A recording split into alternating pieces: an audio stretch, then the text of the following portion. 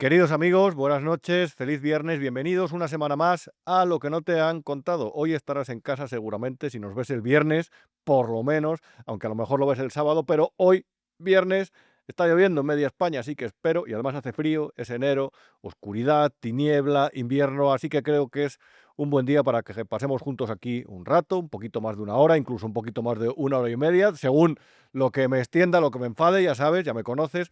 Y creo que realmente es un buen día para repasar lo importante, lo relevante, lo que se queda en la retentiva de la gente y lo que influye en sus vidas y sobre todo lo que influye en sus bolsillos. Y qué peor influencia, qué peor amistad la del ciudadano que con la agencia tributaria que destina 1.200 millones de euros al año a financiar Radiotelevisión Española. Perdonad que abunde otra vez sobre este asunto, pero es que me parece absolutamente escandaloso. Desde que Pedro Sánchez llegó al poder, se han destinado 10.000 millones de euros a Radiotelevisión Española y lo que en principio empezó siendo manipulación de baja intensidad ha terminado por ser un auténtico escándalo, un auténtico fraude público, un auténtico asalto al contribuyente y una auténtica estafa ética y moral a todo aquel que considere que la televisión pública, la radio, televisión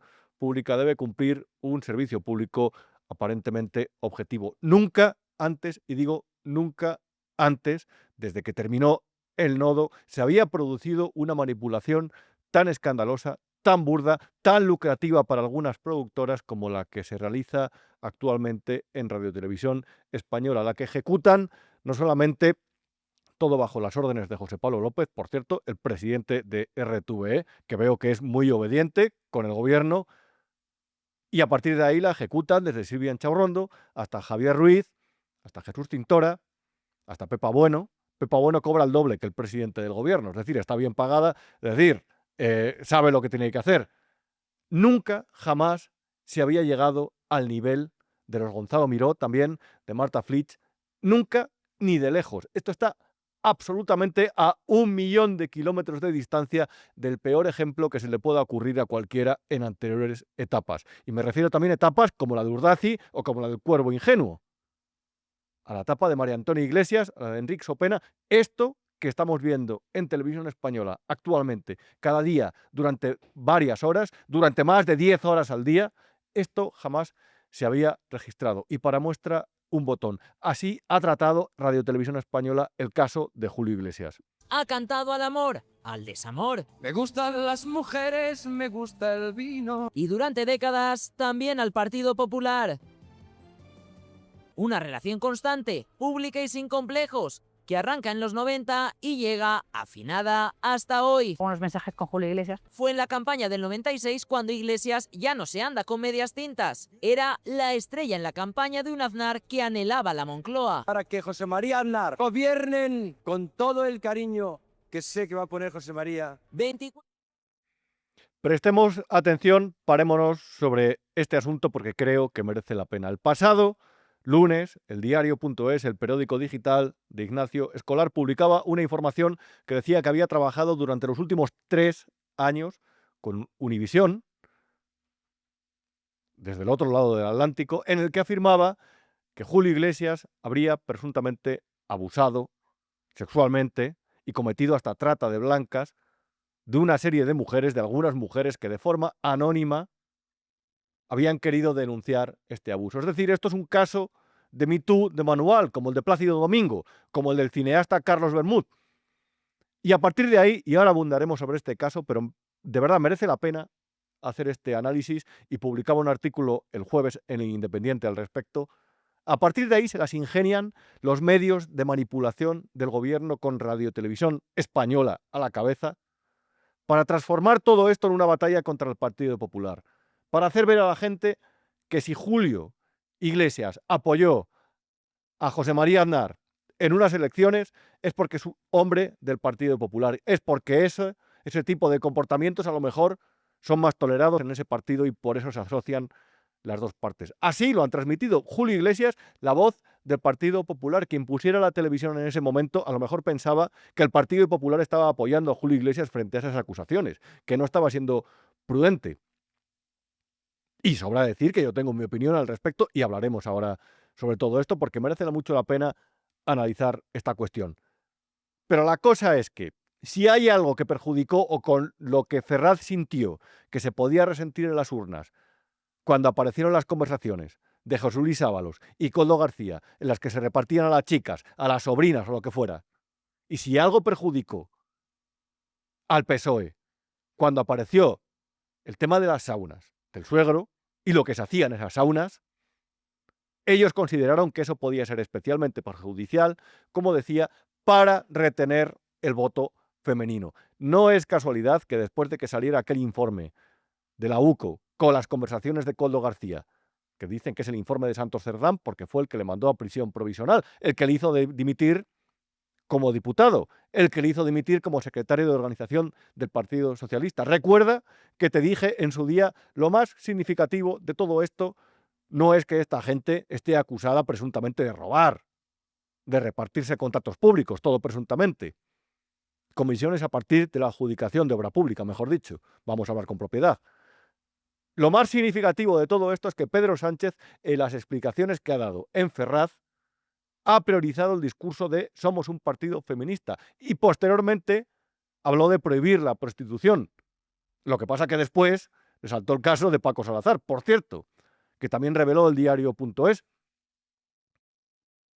Entonces, ante eso, han utilizado el caso de Julio Iglesias como intentaron utilizar el de Adolfo Suárez, que es repugnante, hurgar sobre los restos de un muerto con otra denuncia anónima, y han aprovechado ese caso, el de Suárez y, como te decía, el de Julio Iglesias, para intentar transmitir al electorado que a lo mejor que ellos, es verdad, tuvieron casos dentro de su partido y los purgaron, pero que sin embargo el Partido Popular es más tolerante con este tipo de actitudes, porque la derecha siempre ha sido la machirula y siempre ha sido la que ha fijado el heteropatriarcado y contra la que hay que estar. Y que si eres mujer y votas a la derecha es como si eres un obrero, un facha pobre, como ellos dicen, y votas al Partido Popular, a Vox o a quien sea que no sea ellos, mejor dicho.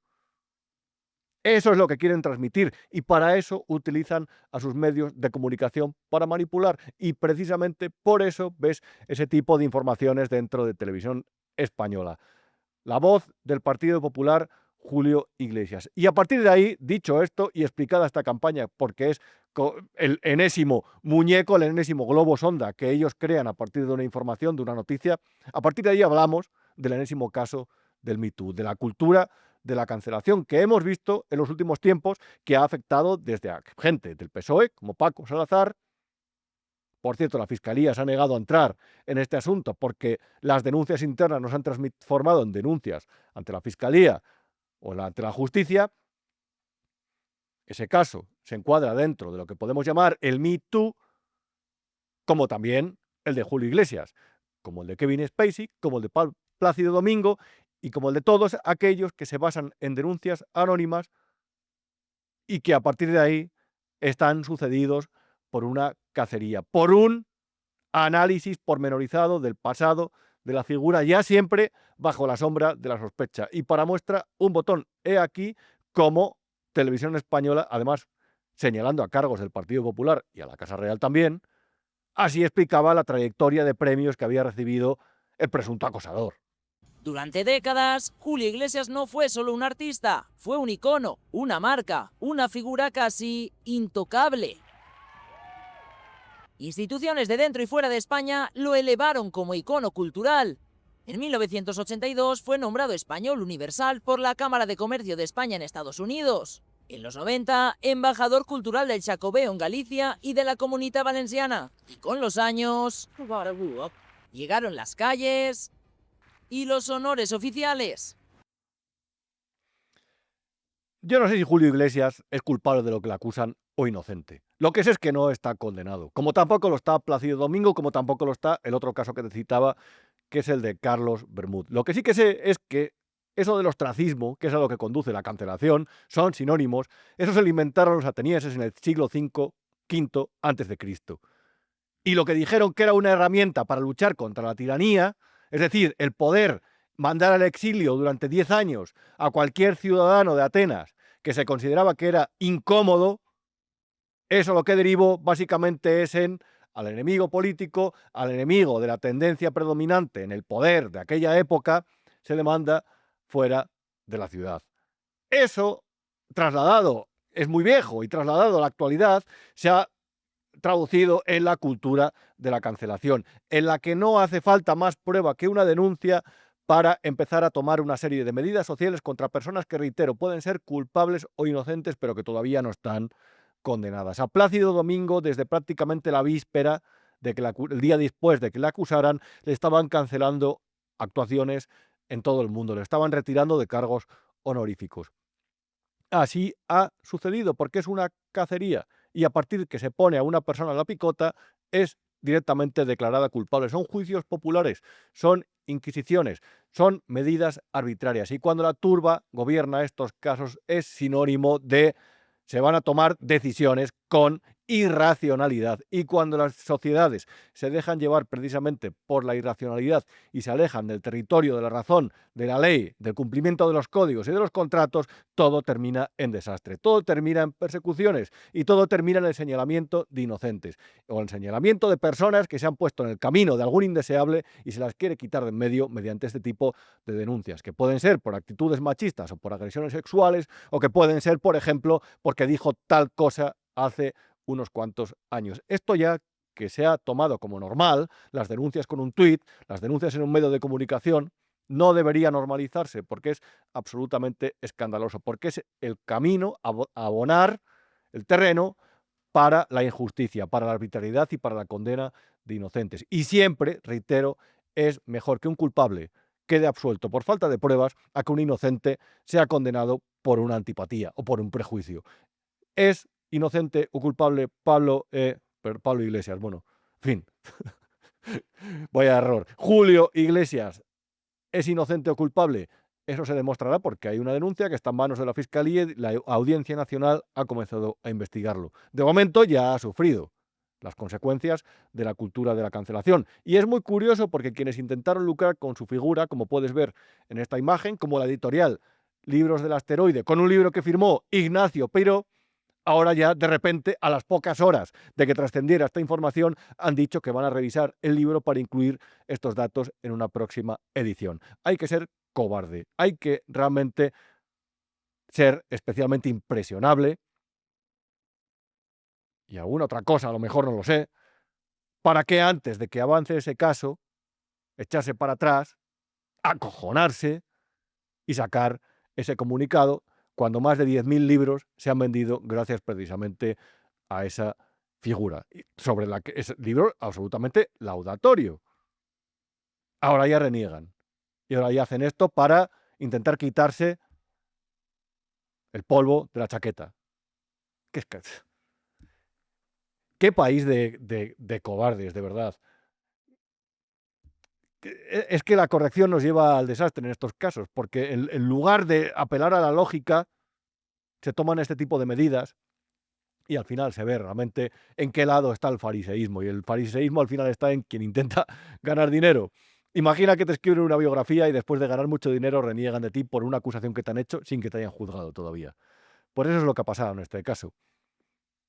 Y la acusación, por cierto, todo esto, la defensa de estas chicas, al parecer, está coordinada por una asociación de la que tienes que saber algún dato más. Se llama Women Worldwide.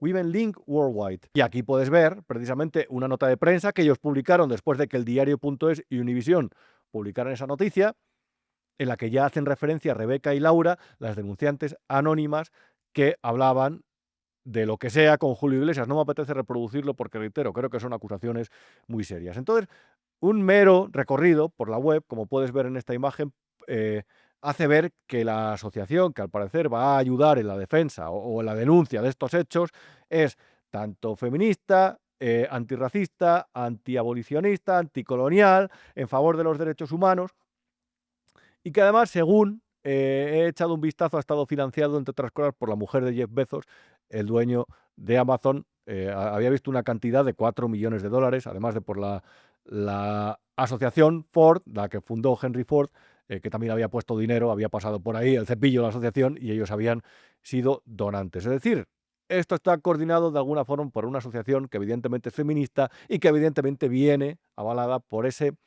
especie de asociacionismo asociado a los derechos humanos que en realidad está asociado a la izquierda política o al progresismo internacional. Que no digo que sea ni bueno ni malo, pero que merece la pena saberlo en este caso porque a lo mejor también ha ayudado a darle potencia.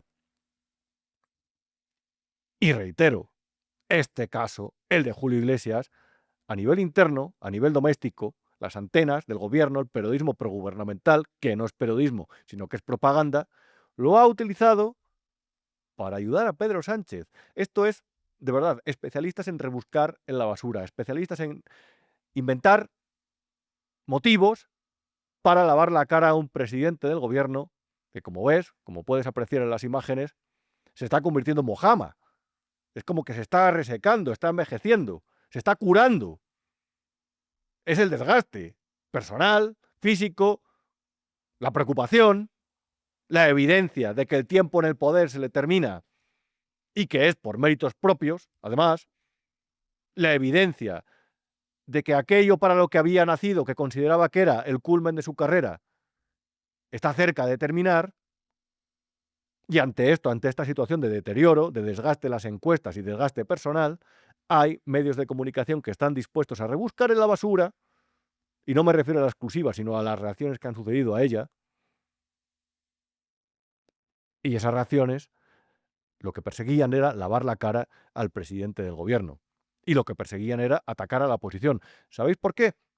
Porque a gente como Javier Ruiz o como Jesús Tintora, cuando hay un cambio de gobierno, les espera un abismo, les espera nada. Les espera a él programas que han costado entre enero y octubre de 2025 9,5 millones de euros cada uno a los contribuyentes.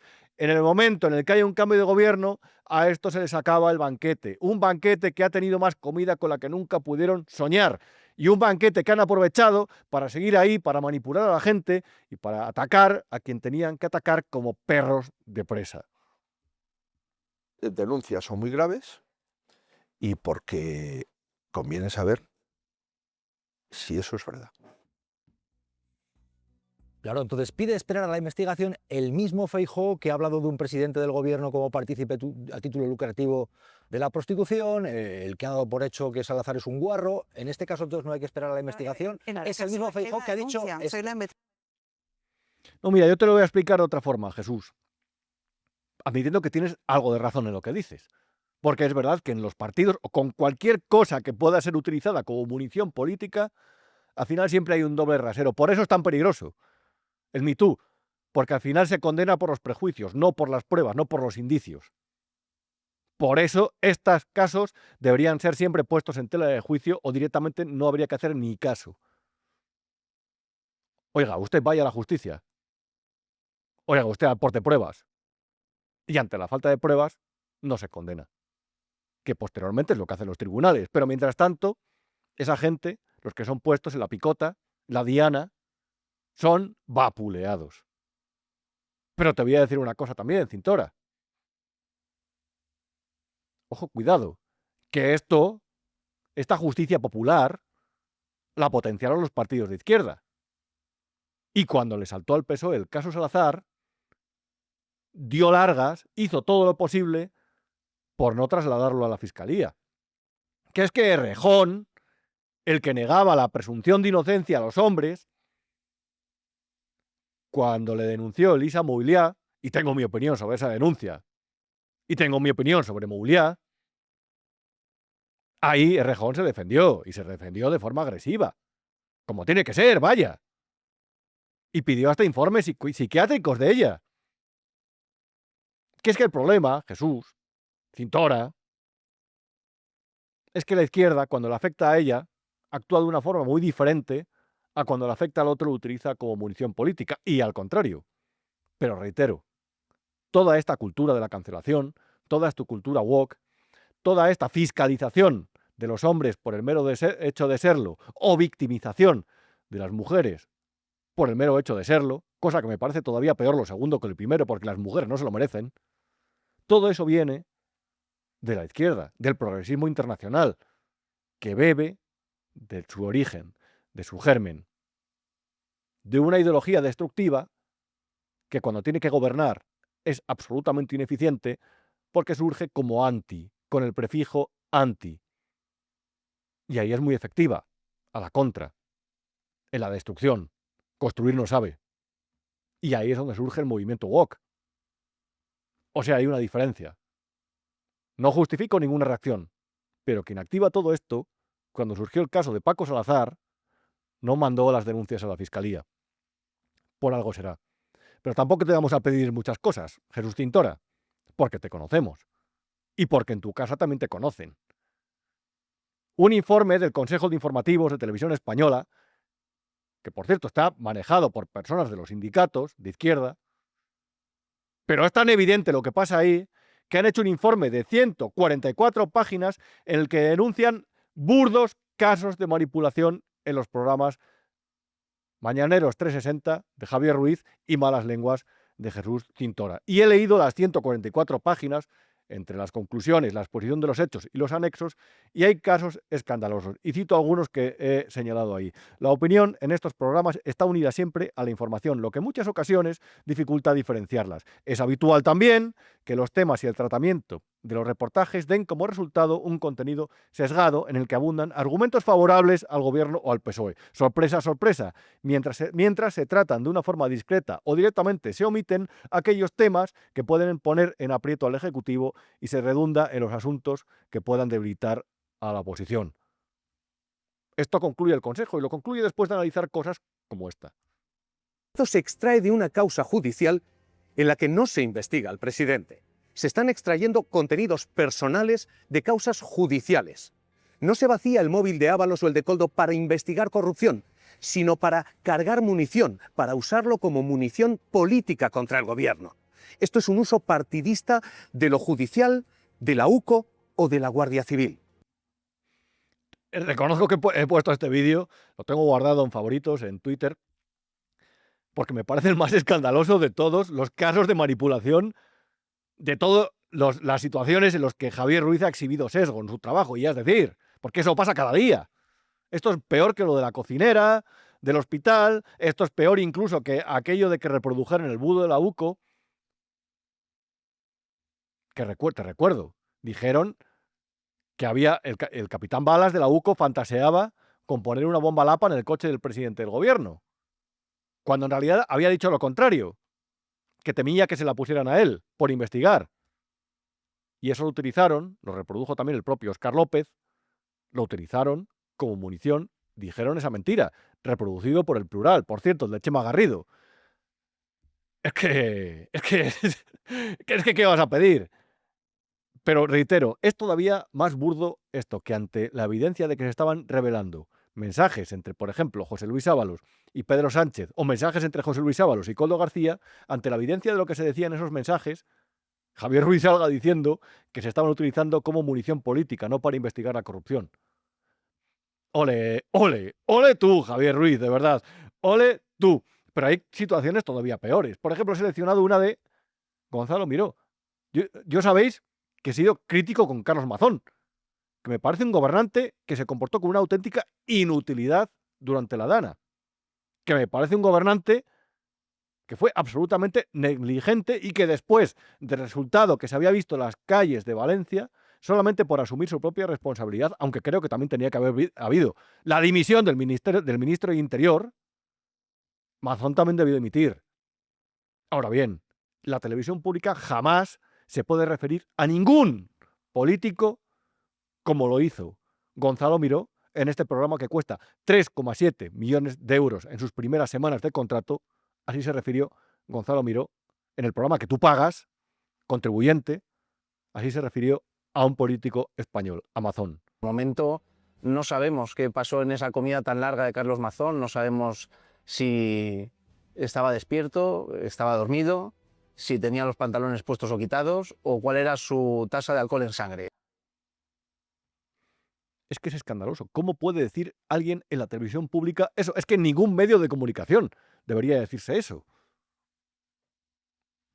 Y si se dice, entiendo que los accionistas tomarán medidas en la audiencia baja, porque habrá una parte de la audiencia que se sienta herida sin ningún motivo, porque eso no añade ninguna información. Es una valoración gratuita, hiriente y servil con el gobierno, como es el propio Gonzalo Miró. Sigo con el informe porque habla de algo que hila muy bien con esto, que es el lenguaje agresivo. Los especialistas con los que se conecta, por cierto, suelen ser casi siempre, habla de estos programas, de la misma ideología, oh sorpresa, lo que limita la diversidad de voces y la pluralidad. Algunos tertulianos y colaboradores usan un lenguaje agresivo. Las descalificaciones en la televisión pública son frecuentes. De hecho, Sara Santaolalla, la Santaloya Jomeini, decía uno estos días, es que llegó a insultar a 11 millones de españoles. Pero el problema de esta gente es que pues, los datos no ayudan, no ayuda a su relato, ayuda a la mentira y ayuda a un país desinformado y ayuda a un país de idiotas que alguno todavía le creerá, porque hay que ser muy idiota o tener muy poca información para seguir creyéndote al Partido Popular y a Vox. Esto produjo una serie de reacciones. Esto fue el pasado verano. Y es verdad que hubo reacciones que eran lamentables, con insultos, porque los insultos en este caso, cuando son muy burdos, siempre son lamentables. De hecho, son munición para que esta gente se victimice, porque es la siguiente parte. Y cuando Sara Santaolalla, en el programa de Javier Ruiz, no es menor de detalle, aparece mucho por allí, cuando Sara Santaolalla se quejó, lamentó, se hizo la víctima, el Consejo de Administración de Radio Televisión Española, las 11 personas vinculadas al bloque de investidura, hicieron un comunicado para defenderla. En lugar de mandarla a su casa y despedirla, que es lo que debería hacer, por decir eso, la televisión pública, como con Gonzalo Miró, a esta la defendieron después de victimizarse. Y siempre es el mismo mecanismo. Y siempre pagamos los demás. Y pagamos los demás a gente como Ernesto Kaiser para que se comporte de esta forma en la 1. Tío, A ver, podían haberlo hecho. mira, primero, Mira, no me interrumpas. pero si has terminado ya. No si he estamos- terminado. Ah, no terminaste, entonces Haz ¿para qué una haces? pausa. Bueno, pero pues termina. Yo pensaba que habías terminado con la termino. pausa. ¿Pero Bueno. quién eres tú? ¿Quién coño eres tú? Calma, calma, calma. ¿Me dejas terminar o no? Hugo Pereira. Si no me dejas terminar, me levanto y me marcho. Ya Eso. estoy hasta el gorro. Esto es vergonzoso. Pero como también es vergonzoso, por ejemplo, lo que te comentaba del bulo de la bomba Lapa. Y ojo, aquí hay que hacer un apunte muy relevante, que dice el propio informe. Y que no es menor. Porque afirma que tanto Javier Ruiz como Jesús Cintora difundieron esta mentira sin contrastarla, pero que los telediarios no lo hicieron porque habían comprobado que era una trola. Y lo peor, porque todo el mundo nos podemos comer una trola de otro periodista o de otro medio de comunicación al que citamos pensando que es verdad lo que dice. Lo peor, en este caso además yo soy completamente desconfiado, lo peor de todo esto es que no rectificaron, es que no se bajaron del caballo, es que siguieron con la mentira. Y cuando se demostró que era mentira, cambiaron el hilo argumental y no rectificaron, como tampoco lo hizo Óscar López, como tampoco lo hizo Reyes Maroto, que también difundieron la trola de que había un capitán que estaba investigando al gobierno, el capitán Balas, honorable capitán Balas, que fantaseaba con poner una bomba debajo del coche del presidente, como una etarra. Y era mentira. Es que era todo lo contrario. Y no se bajan del caballo. Y mientras tanto, en estas tertulias tenemos día sí, día también una sobrerepresentación de Canal Red, el medio de comunicación de Pablo Iglesias. Un medio de comunicación que está tan presente en la televisión pública porque, según palabras del propio Pablo Iglesias, así lo negoció para apoyar la candidatura de José Pablo López como presidente y la investidura de Pedro Sánchez. Y estamos escuchando a personas absolutamente radicales. Esta gente es la que nos llaman a nosotros radicales, los que contamos la actualidad con nuestro criterio y que no creo en absoluto que sea radical. Pero esta gente sí que son radicales.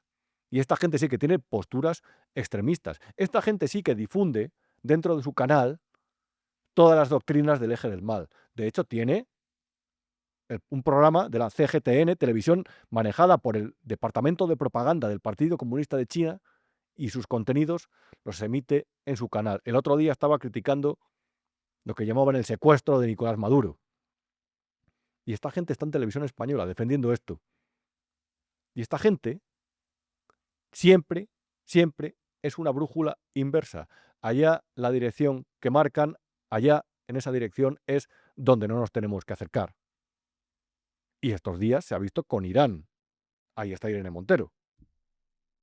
Estaríamos engañando a la gente si no le decimos la verdad de las cosas, que es que si en estos momentos en sus televisiones están escuchando hablar incesantemente de Irán y no están escuchando hablar, por ejemplo, de los presos políticos que hay en Reino Unido en huelga de hambre y que Reino Unido está dejando morir y que están encarcelados acusados de terrorismo simplemente por defender al pueblo palestino, o que en Estados Unidos se acaba de asesinar a una mujer a bocajarro dentro de su coche, una madre de familia, por defender a sus vecinos de una redada de migrantes para que no se lleven a sus vecinos y sus vecinas ilegalmente, es porque Irán es uno de los principales países que envía petróleo a China.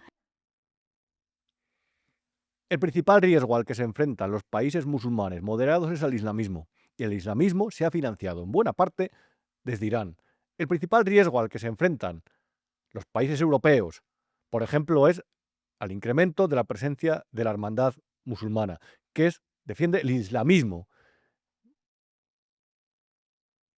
Eso se ha financiado desde países como Qatar, pero también desde países como Irán. Y no es lo mismo la religión musulmana que el islamismo.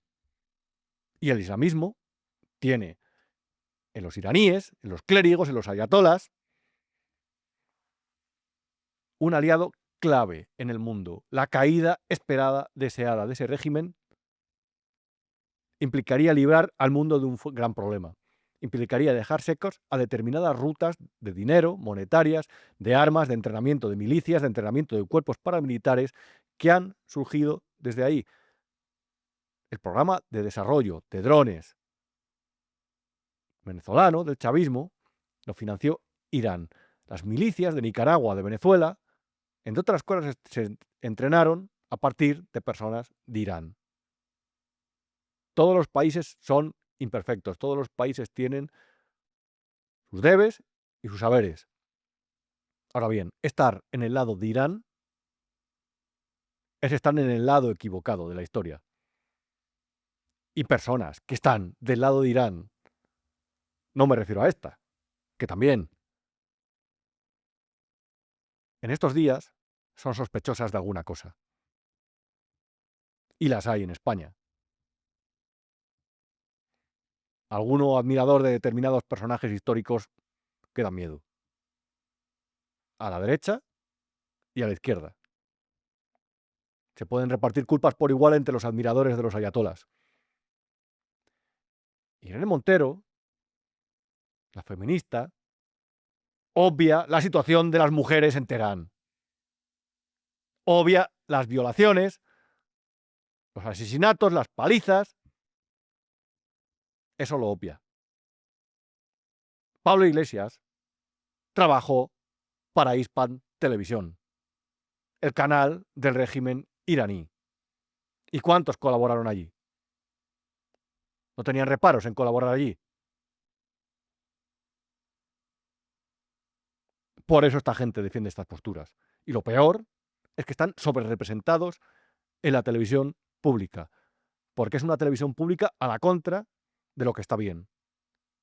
Es una televisión pública que dirige a los españoles en el sentido de la brújula inversa. Es una televisión pública que cuesta 1.200 millones de euros al año y que sirve a los intereses de un partido que cada vez se acerca más a los China, a los Teherán y compañía, que a sus aliados occidentales, que ya ni le invitan a algunos foros. En fin, vamos a llamar a mi admirado Miguel Ángel Idígoras, que fue corresponsal durante muchos años de Radio Televisión Española, una voz libre, escribe de maravilla, también en economía digital, y ahora, jubilado, la verdad es que dice las cosas como tienen que ser, con valentía. Hay que ser valiente, después de haber pasado tantos años en Radio Televisión Española para hablar con tanta claridad, y creo que es un testimonio que os va a servir de ayuda o de referencia para saber cómo están las cosas por allí a nivel interno. Miguel Ángel Idígoras, ¿cómo estás? Encantado de tenerte por aquí en Lo que no te han contado. Pues lo mismo digo, Rubén, un placer compartir tertulia contigo. Miguel Ángel Idígoras, si no le conocéis, que seguro que sí, se jubiló aproximadamente hace 1 año y medio más o menos de Televisión Española, Exactamente. después de haber ejercido en plazas como Londres, como Marruecos, después de haber contado, yo creo, y se lo he dicho muchas veces, y además, como se lo digo en privado, creo que la necesidad de decírselo en público, el Brexit, como ningún periodista español, y la verdad es que no corren muy buenos tiempos por tu antigua casa, por decirlo de alguna forma. O bueno, depende de quién lo vea o que lo diga. No, pues efectivamente, muchas gracias por lo que dices, Rubén, de Inglaterra. Sí, fue otra época, ¿no? Y yo desgraciadamente viví un poco el comienzo del ocaso que se veía venir de lo que ahora es Radio Televisión Española, ¿no? Me entristece porque ha sido mi casa, mi empresa, la que me ha dado muchas oportunidades, la que me ha permitido vivir en el extranjero. Y aunque muchos puedan pensar que hay cierto resentimiento entre los que ya no estamos en esa casa o en un momento determinado, sobre todo al final, mejor dicho, al comienzo de la etapa de la llegada del socialismo de Pedro Sánchez, hubo un cambio, se empezaba a notar el cambio en esa casa y quienes lo resistimos y lo denunciamos, pues bueno, pues fuimos apartados, por decirlo de una manera suave, pues nos da pena lo que está viendo, ¿no? Pero se veía venir, por resumirlo de alguna manera, se veía venir. Es muy curioso porque alguna vez hemos hablado y hemos comentado, por ejemplo, lo relevante que era explicar bien el Brexit para hablar del fenómeno de una nueva derecha que iba surgiendo poco a poco en el mundo, o una corriente social, mejor dicho, que impulsaba esa nueva derecha, también impulsó otra nueva izquierda, por cierto, pero claro, Televisión Española, como se vio posteriormente, y no quiero hacerte hablar mal, la verdad, de nadie, pero se ve que ese fenómeno, por alguna razón, no quiso reconocerlo, no quiso verlo sin no criminalizarlo. Y ahora nos encontramos, a lo mejor, quizás sin los suficientes elementos de juicio como para que no parezca simplemente que esa nueva derecha, es verdad, representada por Trump en Estados Unidos, para entender todos los ingredientes o cómo creció. Y a mí me llama la atención porque en tus crónicas sí que dabas muchos elementos. Sí, yo creo que se veía venir, fíjate, había una cosa en la que parece que siempre ha sido un poco tabú, ¿no? Y ahora empieza a serlo un poco menos, pero es el tratamiento de la inmigración.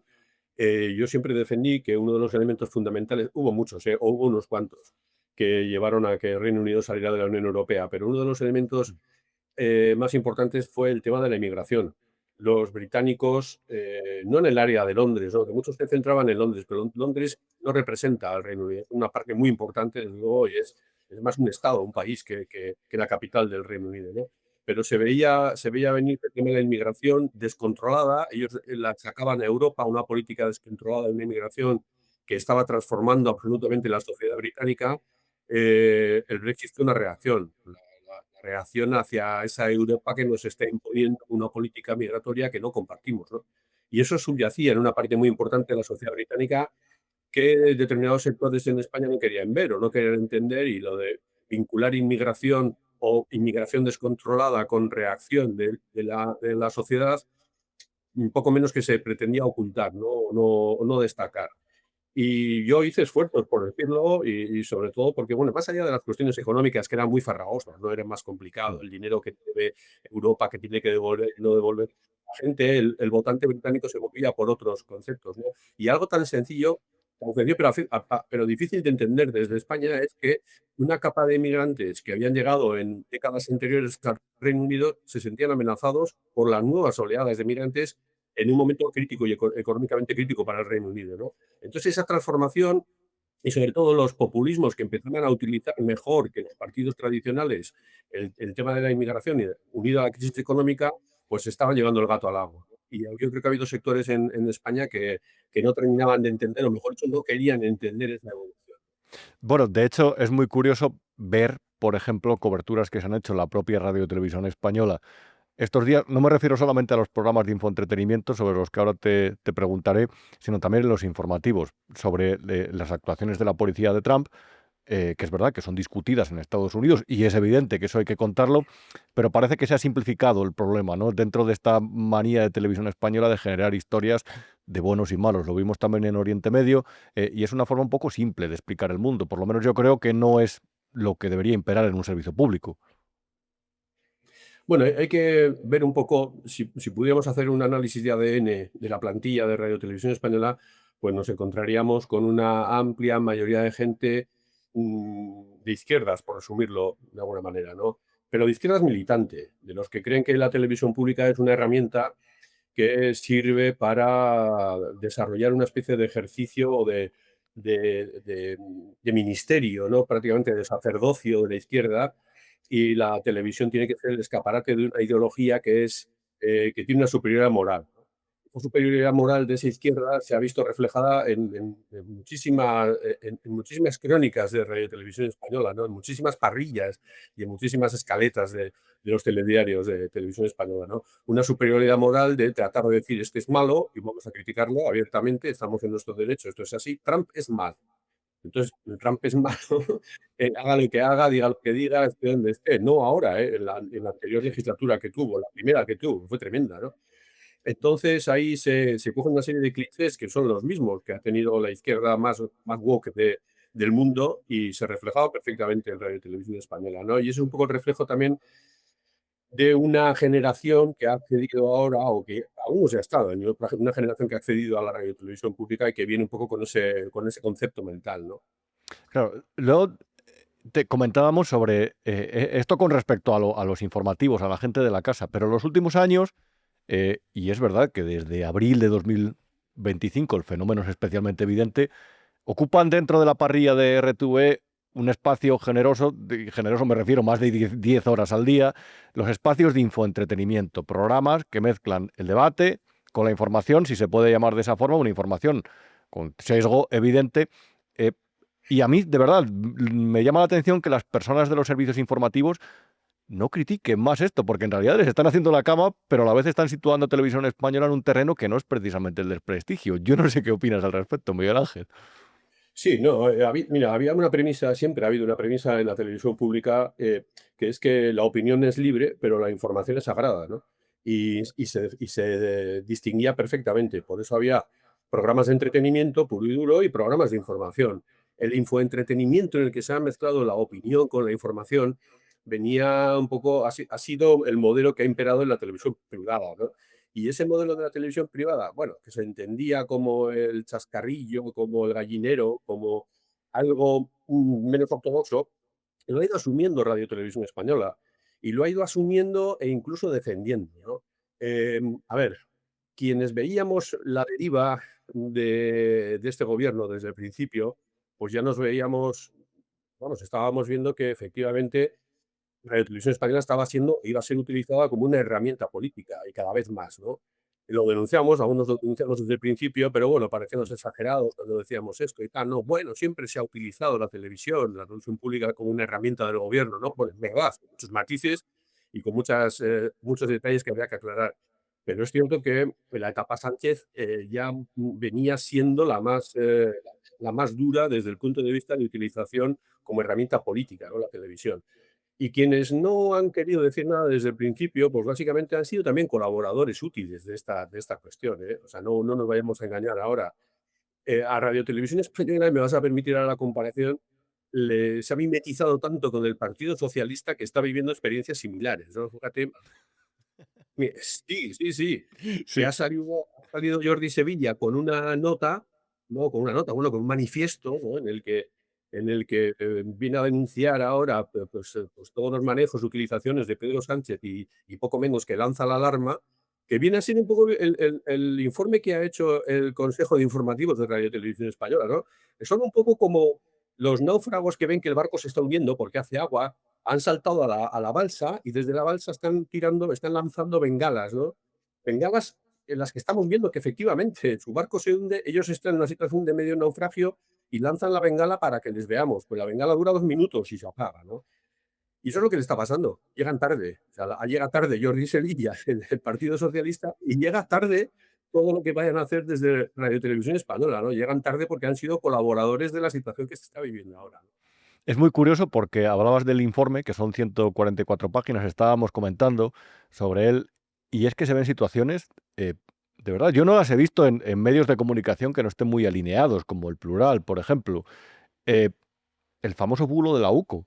Es que es escandaloso. O la famosa Sara Santaolalla insultando a los votantes, a 11 millones de españoles. En realidad no rectificó, pero no rectificó. Es decir, con un orgullo que además no solamente no le recriminaron sino que le apoyaron dentro del Consejo de Administración cuando los 11 consejeros nombrados por los partidos asociados al bloque de investidura respaldaron a Sara Santolaya y a una colaboradora de Canal Red.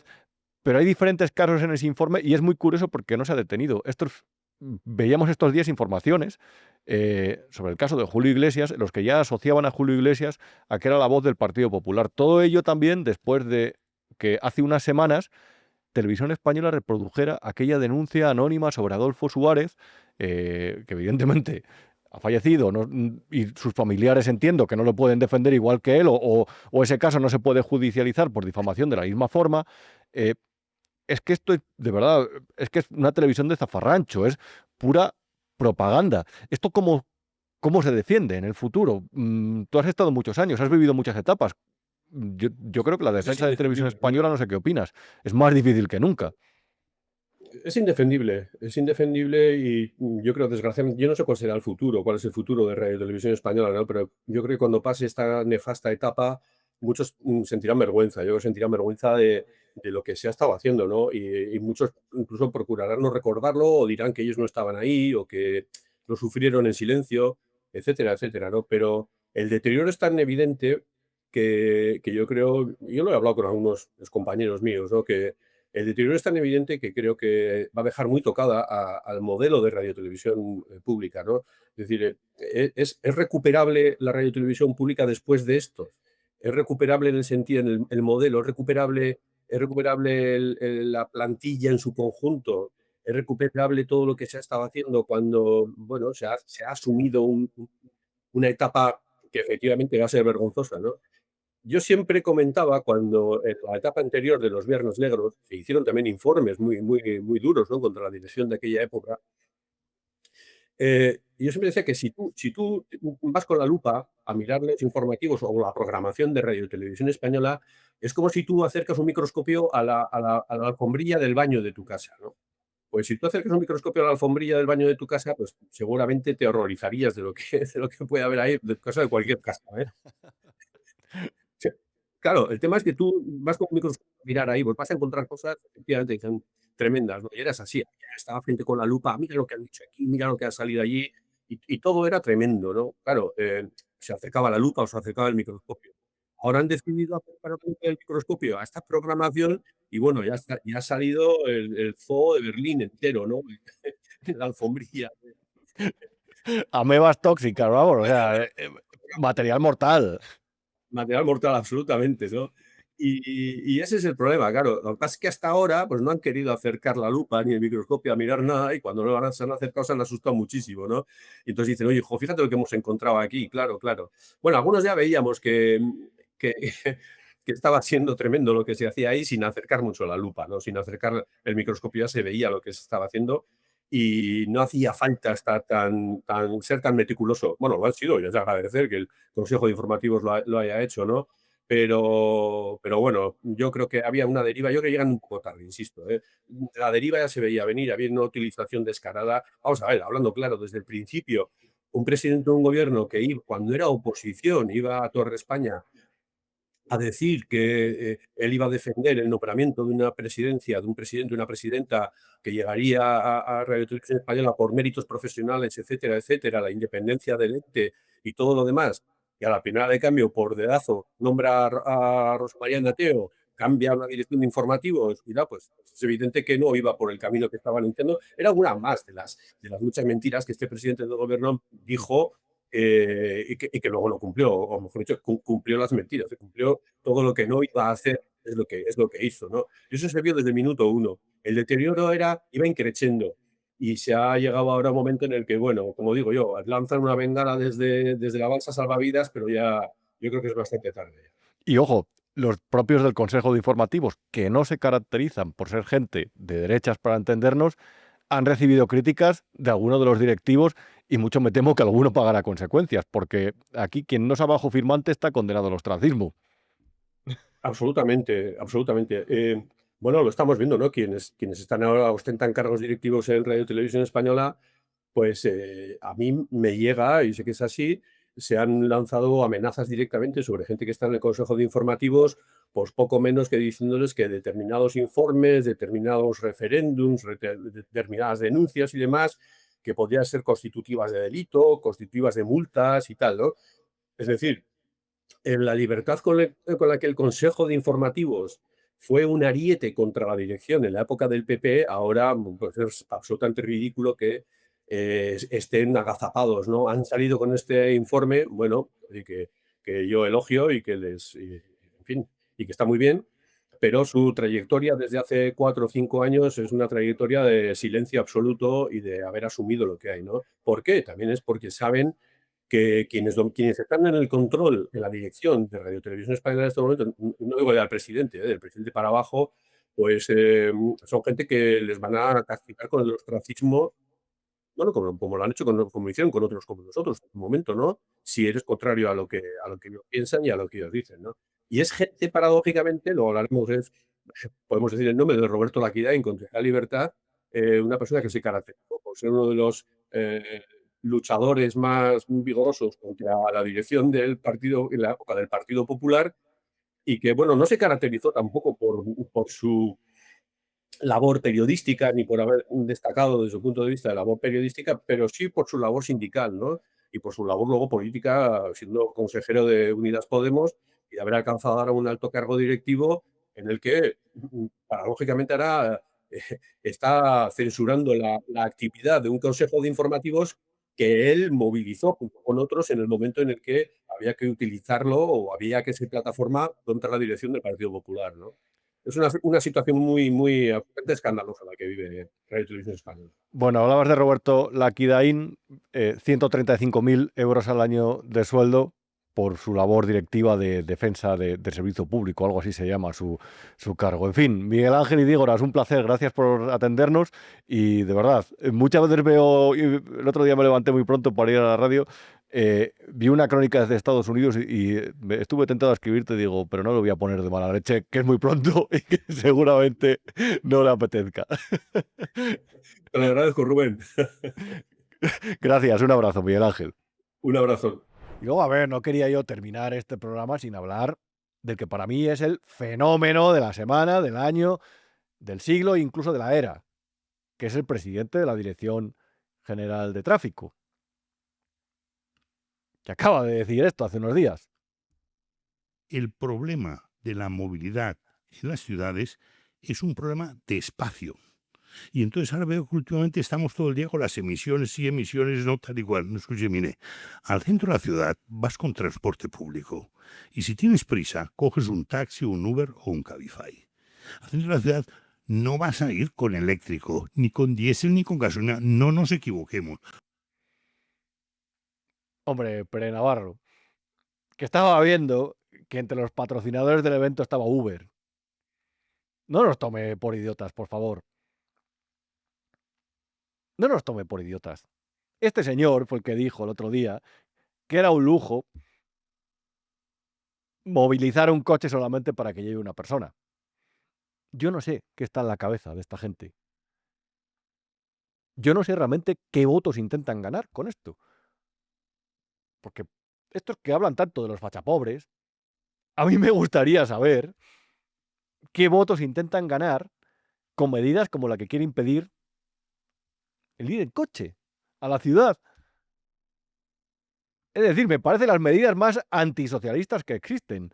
Si es que realmente al final la clave del desarrollo después de la Segunda Guerra Mundial fue aquello de poder tener tu casa, tu coche, que tus hijos estuvieran escolarizados y que pudieras pagarles la universidad pública o incluso privada si te iba muy bien, y a lo mejor te podías pagar también una casa en la playa. Pero el coche era una parte fundamental porque daba la libertad para moverse de aquí para allá, sobre todo para no depender de transporte público, de trenes y de autobuses, y para poder llevar a la familia a la casa de la playa.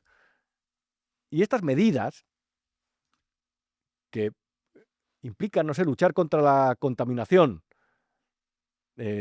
como intentar matar una mosca a cañonazos, estas medidas al final perjudican a los pobres, que son los que no pueden vivir en el centro de las ciudades y se tienen que ir a los municipios de Alfoz, al área metropolitana. Pero oye, tampoco voy a hablar muy alto, no sea que los socialistas se enteren de que esto les perjudica y vuelvan a crecer en las encuestas. Yo de verdad es algo que no logro entender. Es verdad que estos son generalmente enemigos de la libertad, siempre apuestan por economías planificadas, centralizadas, en las que un partido prácticamente ejerce y el presidente del gobierno de líder moral de las sociedades. Esa es la gran historia del socialismo y del comunismo en sus diferentes vertientes. Pero hombre, un socialdemócrata moderno se intuye determinadas formas un poquito diferentes. ¿Qué gana con esto? De verdad, una persona que viva, no sé, en Leganés o en Móstoles, ¿va a pagar 40 o 50 euros por venir al centro de la ciudad en Uber? Que estás yendo contra tus propios votantes. Pero bueno, no sé, no seremos nosotros que se lo digamos muy alto, porque a lo mejor se enteran. Pero bueno, es verdad que salió una información hace unas semanas, creo que la publicó ABC, que decía que había dado orden, bueno, la publicaron varios medios, la escuché también en alguna tertulia, creo que La Sexta también, que decían, ha dado orden Pedro Sánchez que ante la parálisis del legislativo y ante las divisiones en el Ejecutivo por sus rencillas con Sumar, ha dado orden a los ministros socialistas que inventen asuntos que resuenen, debates, globos sonda, para mantener al electorado con la percepción de que hay un gobierno fuerte o que hace cosas. Hombre, este globo sonda, desde luego, da que hablar, pero yo creo que deja al propio gobierno en ridículo y le compromete con respecto a su electorado. A lo mejor ya han perdido la batalla en los barrios o la han dado por perdida. Pero a mí me gustaría saber qué opinan en Leganés, en Getafe, en Móstoles, en Villaviciosa o no sé, en cualquier punto que se te ocurra, a 15, 20 kilómetros de la ciudad. Me gustaría saber qué opinan la gente que quieren prohibirle ir solo en coche. O del presidente de la DGT de tráfico que dice que a lo mejor es mejor que vayan en Uber o que pierdan 1 hora y media en ir en tren. Bueno, no sé, allá ellos. El caso es que desde la DGT también y desde el Ministerio del Interior hay grande marlasca. Qué mal futuro te debería esperar. Desde ahí surgió aquello de las balizas. La baliza V16. Y no había tratado el tema y estaba esperando la oportunidad para hacerlo. Y Pelayo Barro, en The Objective, ha publicado un par de informaciones que me parecían muy interesantes. Una de ellas, creo que fue el miércoles, la Dirección General de Tráfico homologó 100 modelos de balizas V16 a una red china perseguida por blanqueo. Yo, desde luego, ya desde el año 2018 y especialmente desde la pandemia, he visto de todo en este gobierno. Así que tampoco te voy a decir que me haya sorprendido especialmente esto. Una red de blanqueo, bueno, pues ya está, el agua moja.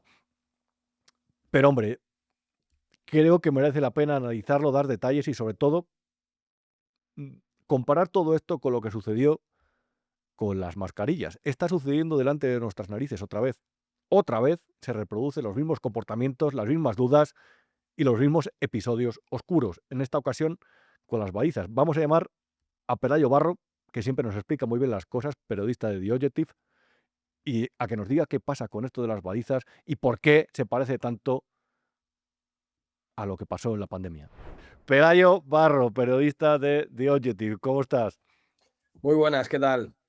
Vamos a ver, una pregunta clara, concisa, es un disparo. ¿Son las balizas las nuevas mascarillas? Absolutamente. O sea, la fiebre del dorado en Estados Unidos, las mascarillas en España y las balizas V16 son prácticamente el mismo pelotazo, ¿no?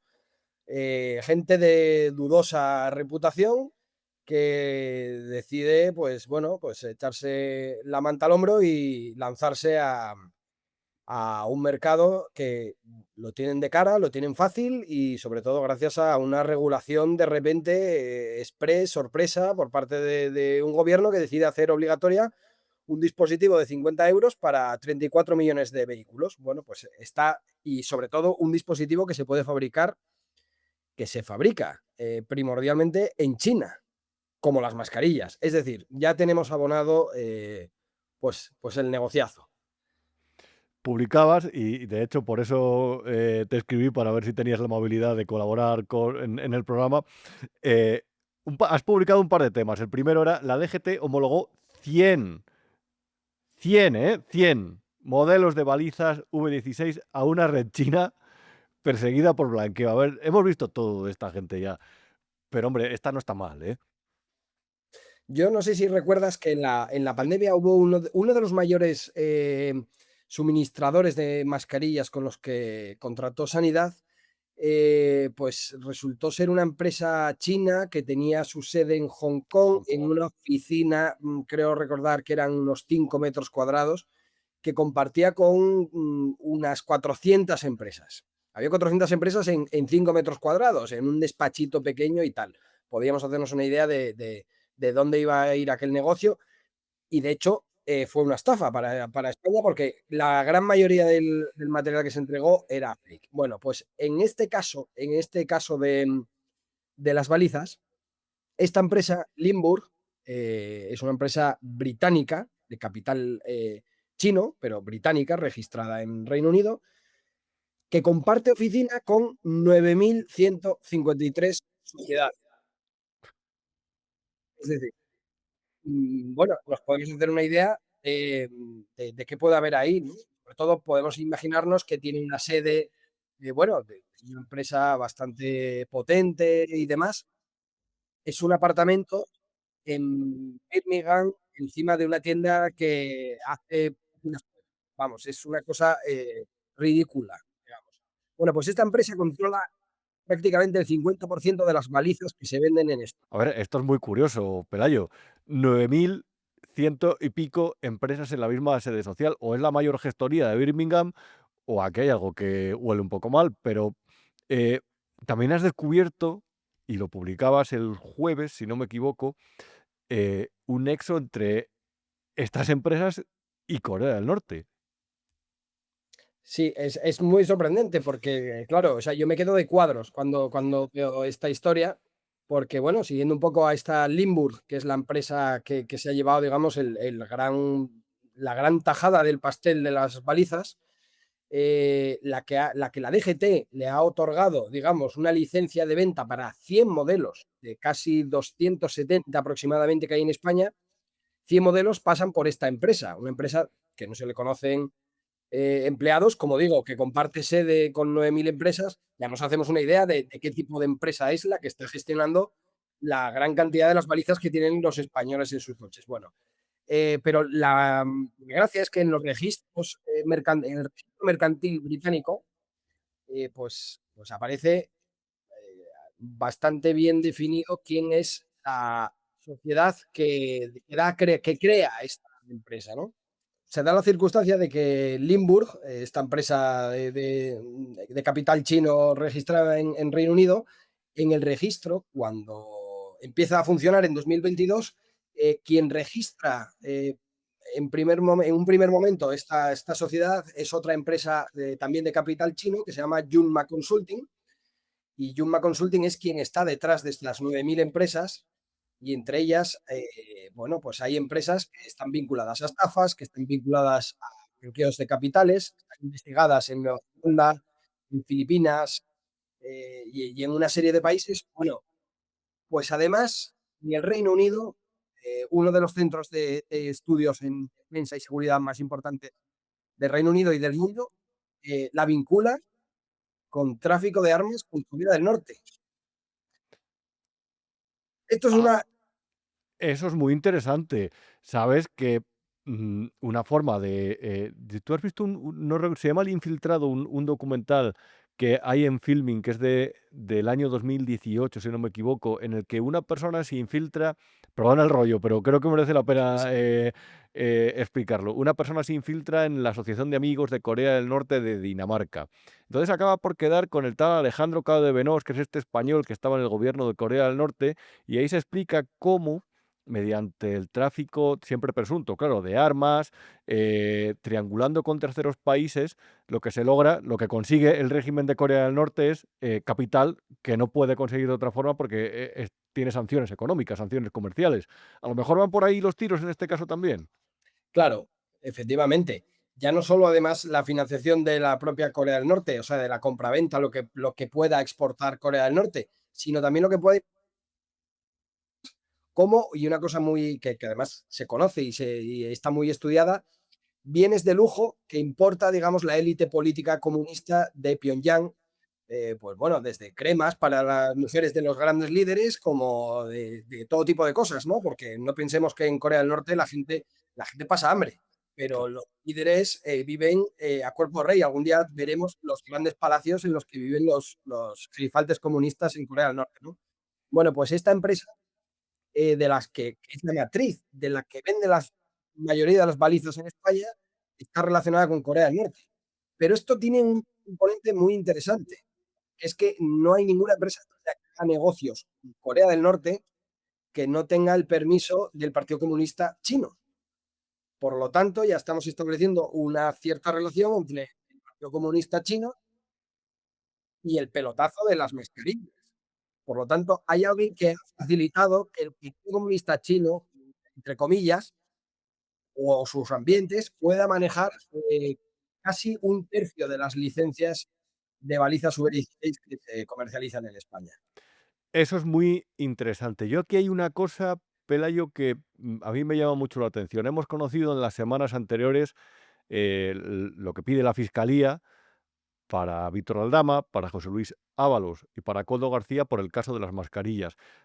En aquel momento eso apestaba, pero es verdad que éramos nuevos y había una situación sanitaria que decías, bueno, a lo mejor han acudido rápido, y acudieron rápido al mercado en busca de este material, y a lo mejor hubo elementos que se saltaron, que se pasaron por alto, y es verdad. Pero tú también tienes la sensación aquí de que todo esto está sucediendo delante de nuestras narices otra vez y que parece imparable.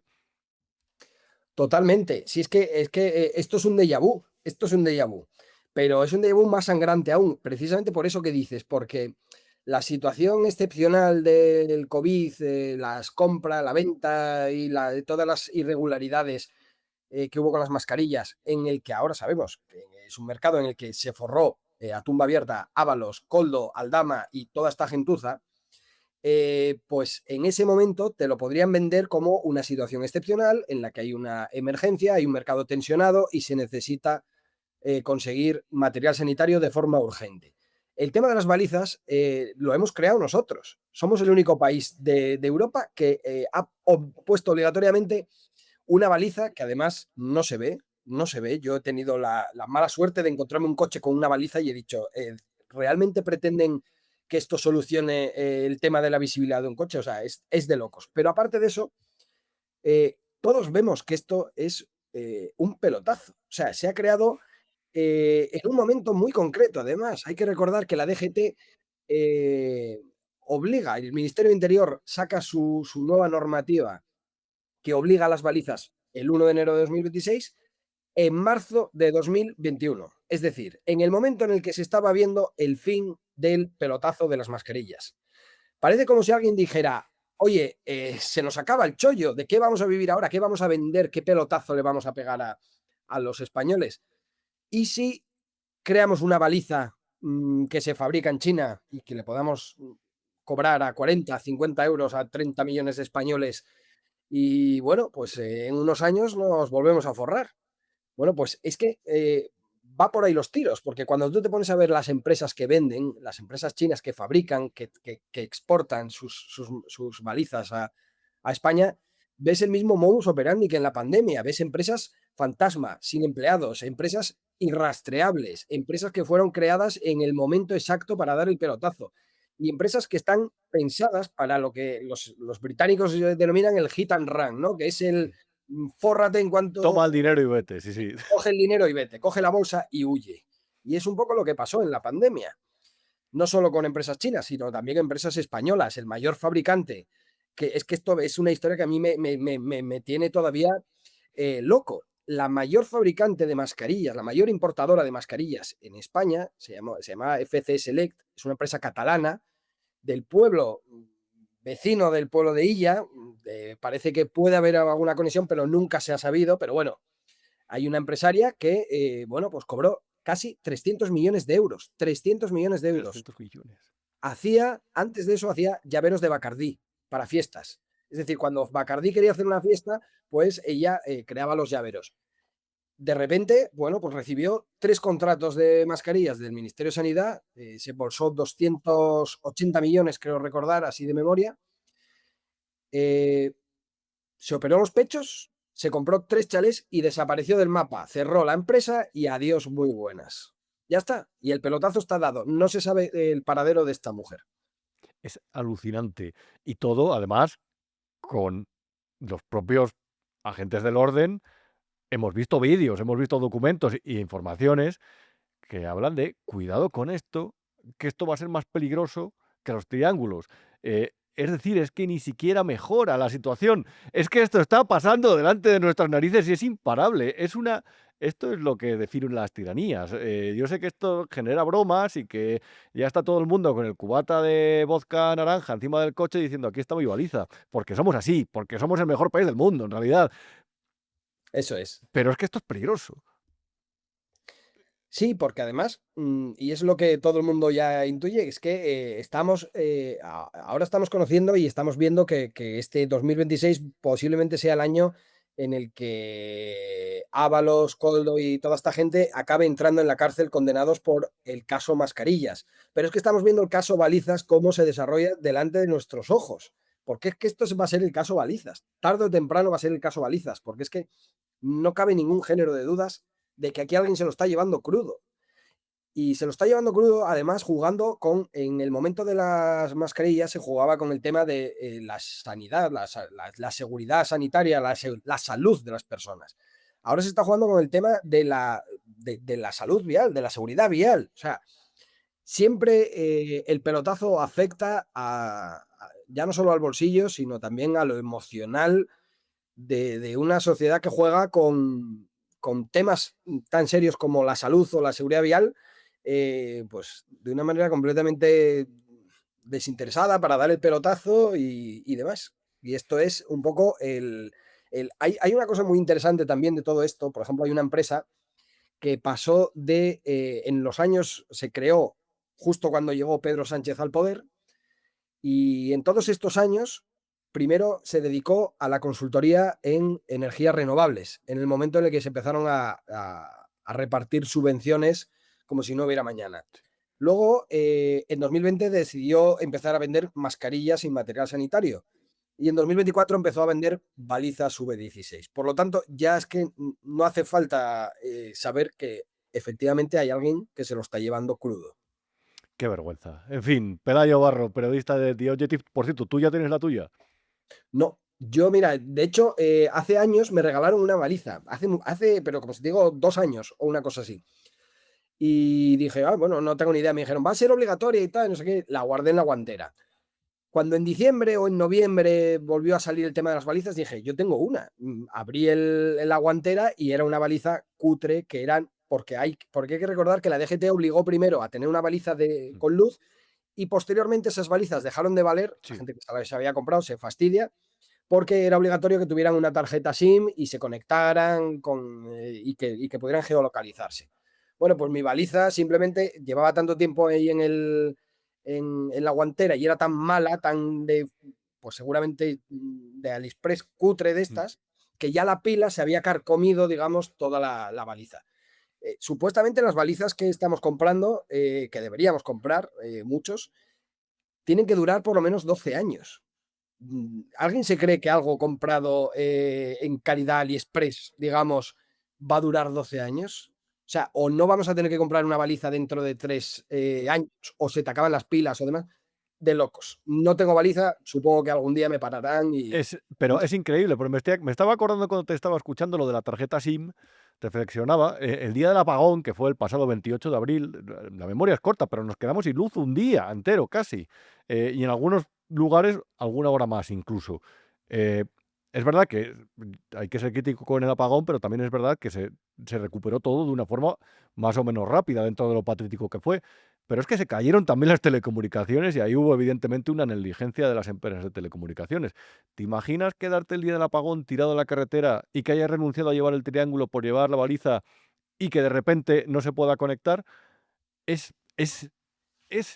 catastrófico, es pues el enésimo pelotazo y de verdad mucho me temo que hablaremos todavía más de este asunto y te pediré que entres alguna vez más por aquí porque esto creo que va para largo y creo que esto tiene tela. Pelayo, gracias, un fuerte abrazo.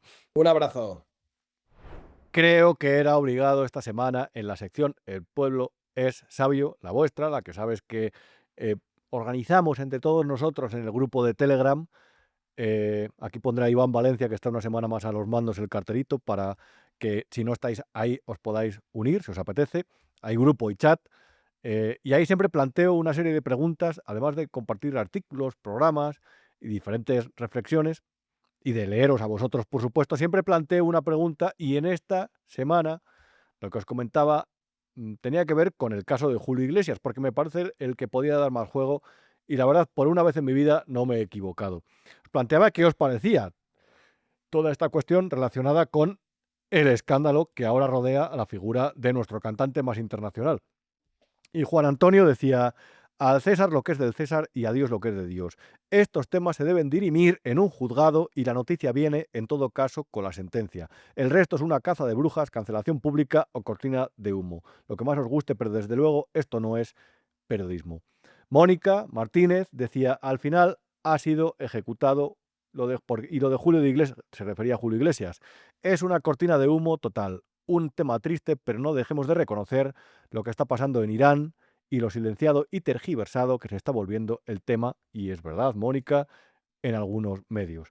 Yago decía: mi opinión, y espero que se entienda, es que este tipo de asuntos le vienen bien a la izquierda. Mirar con ojos y normas de 2026 lo que sucedió hace 20 o 30 años siempre resulta ventajoso. En este caso fue en 2021.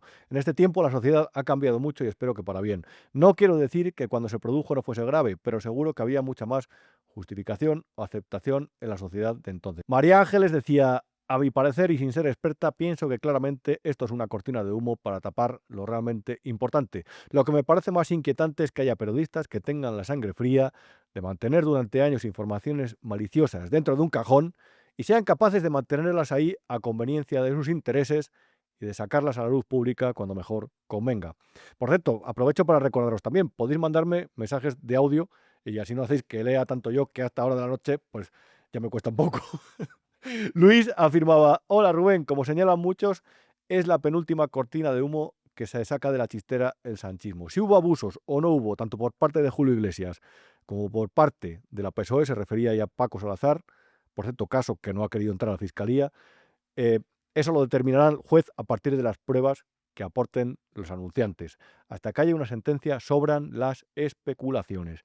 Pedro decía: si hay denuncia hay que investigar, da igual que el acusado sea de izquierdas, de derechas o medio pensionista, y en tal caso de que sea culpable, condenar. Ahora bien, hay que hacer algo con las filtraciones interesadas que provocan el asesinato social de la gente, porque a eso no hay derecho. MA decía: la presunción de inocencia solo es para los machirulos de la izquierda, para el resto de los ciudadanos, inquisición y hoguera. MK decía: lo más significativo del caso Salazar o del PSOE no eran los hechos en sí. De hecho, los hechos eran una tontería de mal gusto, a su juicio, pero una tontería. Lo que vosotros recalcasteis bien fue que lo importante en ese caso fue la reacción interna del PSOE, el ninguneamiento de las denunciantes, así como la acción coordinada para sacarlo todo a la vez. Javier Barrio decía: es evidente que están aplicando la estrategia del ventilador. A mayor número de casos de acoso dentro del PSOE, mayores esfuerzos para encontrar una pieza de caza mayor dentro del espectro sociológico de la derecha. Y citaba el caso de Adolfo Suárez, que consideraba, Javier, que les ha salido rana y por tanto ahora toca Julio Iglesias. El objetivo es conseguir remontar el vuelo, mejor dicho, dentro del dañado voto femenino. Paseante afirmaba: los promotores de esta noticia tienen la habilidad de convertir la presunción de inocencia en un privilegio variable que se otorga o se retira según la narrativa vigente. No es más que otra maniobra de despiste para hacer ruido con un tema que mediáticamente ocupará bastantes horas en televisión, para así disimular el descanso que se toma el negocio del feminismo con sus marchantes al frente cuando el opresor no es occidental. Y se refería evidentemente al caso de Irán, y con toda la razón. Raquel decía: yo tengo claro que esto es otra cortina de humo porque tienen que tapar tantas cosas que se sacan todos estos conejos de la chistera, porque así, por ejemplo, entre otras cosas, no se habla de José Luis Rodríguez Zapatero. Toda la razón. Jorge decía: hay una fina línea entre informar sobre un hecho de cierta relevancia social, sobre una figura pública y el organizar una cacería o cortina de humo para su posterior instrumentalización por parte de los poderes políticos. Se afirmaba: no envidia a un periodista con cierta ética profesional que disponga de esta información y tenga que decidir si la publica o no, valorando además la forma en la que se va a publicar dependiendo de la editorial del medio para el que trabaje. Muy buena reflexión. MF decía: parece esto de Julio Iglesias, otro dossier guardado en un cajón a la espera de ser sacado. Y puede haber pasado perfectamente lo que dice, pero ¿por qué lo sacan ahora y no en 2021 o 2022? Pues follow the money, sigue el rastro del dinero. Pues muy interesante también. Y Esperatriz decía: además de una cortina de humo, esto revela falta de argumentos y de originalidad si solo se les ocurre echar barro sobre famosos y, por si fuera poco, sobre cosas tan antiguas como la de Adolfo Suárez o la de Julio Iglesias. ¿Quién será el próximo? ¿Viriato? Pues a saber, a lo mejor el hombre de Atapuerca, Miguelón, a lo mejor le toca a él. Pero bueno, este es una especie del consenso que nos hemos dado a la hora de abordar los casos del Me Too. Y es peligroso, lo hemos reconocido, lo hemos explicado al principio del programa, pero también es verdad que dentro del oportunismo que reina o que caracteriza a las reacciones de los partidos, no parece que haya nadie especialmente interesado en frenar estas cacerías y esta nueva Inquisición. En fin, amigos, hasta aquí ha llegado el programa de hoy, hasta aquí ha llegado esta edición del viernes número 71, en lo que no te han contado. Ya sabéis que nos veis en V1 Plus, en V1, y ya sabéis que aquí volvemos el viernes que viene con lo que no te han contado. No sé si hasta entonces se habrá caído el mundo, si se habrá invadido Groenlandia, se habrá caído el régimen de Irán, o si iba a decir, o si me ha salido pelo. Esto es lo menos probable de todo.